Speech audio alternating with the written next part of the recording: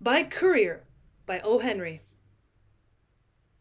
It was neither the season nor the hour when the park had frequenters, and it is likely that the young lady, who was seated on one of the benches at the side of the walk, had merely obeyed a sudden impulse to sit for a while and enjoy a foretaste of coming spring.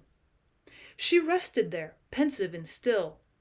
A certain melancholy that touched her countenance must have been of recent birth, for it had not yet altered the fine and youthful contours of her cheek, nor subdued the arch through resolute curve of her lips. A tall young man came striding through the park along the path near where she sat. Behind him tagged a boy carrying a suitcase. At sight of the young lady, the man's face changed to red, and back to pale again. He watched her countenance as he drew nearer, with hope and anxiety mingled on his own. He passed within a few yards of her, but he saw no evidence that she was aware of his presence or existence. Some 50 yards further on, he suddenly stopped and sat on a bench at one side. The boy dropped the suitcase and stared at him with wondering, shrewd eyes. The young man took out his handkerchief and wiped at his brow. It was a good handkerchief, a good brow, and the young man was good to look at it. He said to the boy, "I want you to take a message to that young lady on that bench. Tell her I'm on my way to the station to leave for San Francisco, where I shall join that Alaska moose hunting expedition. Tell her that since she has commanded me neither to speak nor to write to her, I take this means of making one last appeal to her sense of justice, for the sake of what has been. Tell her that to condemn and discard one who has not deserved such treatment, without giving him her reasons, or a chance to explain, is contrary to her nature as I believe it to be. Tell her that I have thus, to a certain degree, disobeyed her injunctions, in the hope that she may yet be inclined to see justice done. Go and tell her that." The young man dropped a $50 into the boy's hand. The boy looked at him for a moment with bright, canny eyes out of a dirty, intelligent face, and then set off at a run. He approached the lady on the bench a little doubtfully, but unembarrassed. He touched the brim of the old plaid bicycle cap perched on the back of his head, and the lady looked at him coolly without prejudice or favor. "Lady," he said, "that gent on the outer bench over there set you a song and dance by me. If you don't know the guy and he's trying to do the Johnny act, say the word and I'll call a cop in 3 minutes. If you does know him and he's on the square, why, I'll spill you a bunch of hot air he sent you." Well, the young lady betrayed a faint interest. "A song and dance," she said in a deliberate, sweet voice that seemed to clothe her words in a diaphanous garment of impalpable irony. "A new idea. In the troubadour line, I suppose.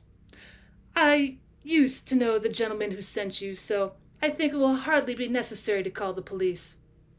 You may execute your song and dance, but do not sing too loudly.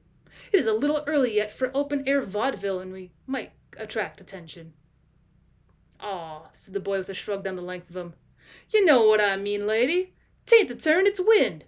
He told me to tell you that she's got his collars and cuffs and that grip for scoot clean out to Frisco.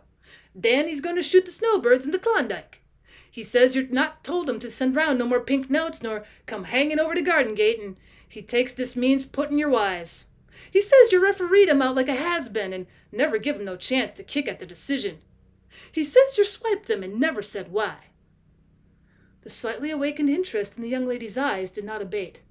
Perhaps it was caused by either the originality or the audacity of the snowbird hunter in thus circumventing her express commands against the ordinary modes of communication. She fixed her eye on a statue standing disconsolate in the disheveled park, and spoke into the transmitter. "Tell the gentleman that I need not repeat to him a description of my ideals. He knows what they have been, and what they still are.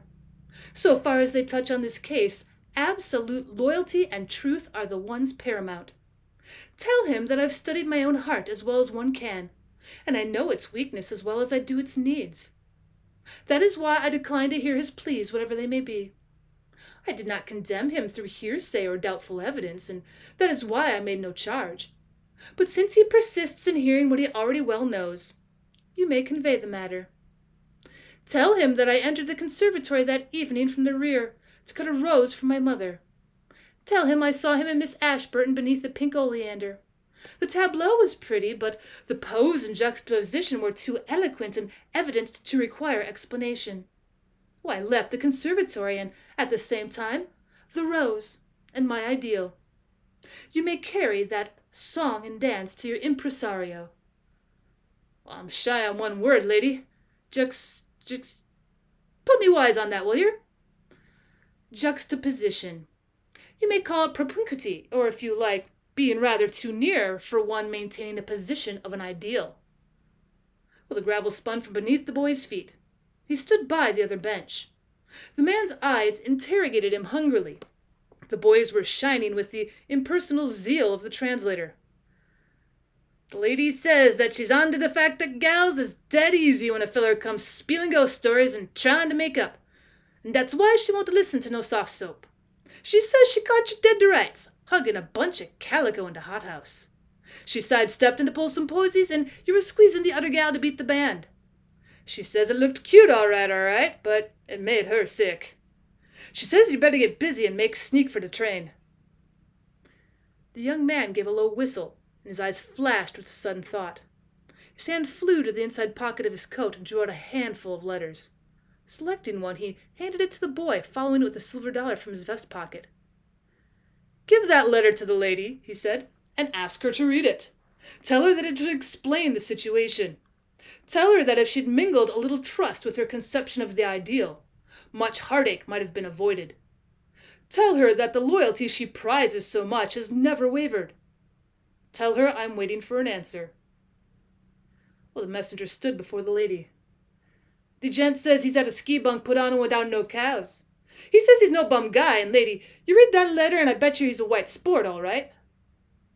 Well, the young lady unfolded the letter somewhat doubtfully and read it. Dear Dr. Arnold, I want to thank you for your most kind and opportune aid to my daughter last Friday evening when she was overcome by an attack of her old heart trouble in the conservatory at Mrs. Waldron's reception. Had you not been near to catch her as she fell and to render proper attention, we might have lost her. I would be glad if you would call and undertake the treatment of her case. Gratefully yours, Robert Ashburton.